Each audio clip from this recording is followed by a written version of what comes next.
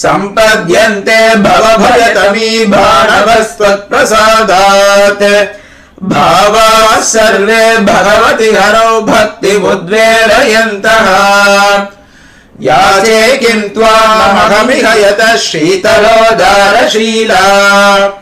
भूयो भूयो दिशसि महतां मङ्गलानां प्रबन्धान्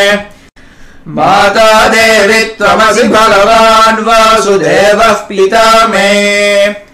जातः सोऽहं जननि वयोर्येकलक्ष्यं दयायाः दत्तो युष्मत्परिजनतया देशिकैरप्यतस्त्वम् किं ते भूयः प्रियमिति किल स्मेरवक्त्रा विभासि कल्याणानामविकलनिधिः कापि कारुण्यसीमा नित्यामोदा निगमवचसां मौलिमन्दारमाला सम्पद्दिव्या मधुविजयिनः सन्निधत्तां सदा मे सैषा देवी सकलभुवनप्रार्थना कामधेनुः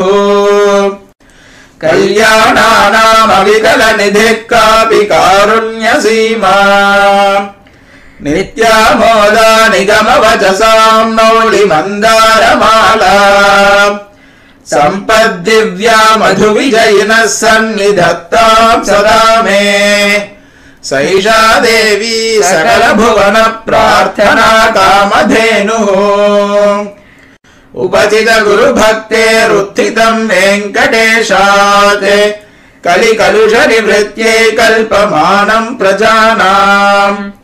सरसिज निलयाया स्तोत्रमेतत् पठन्तः सकल कुशल सीमा सार्वभौमा भवन्ति।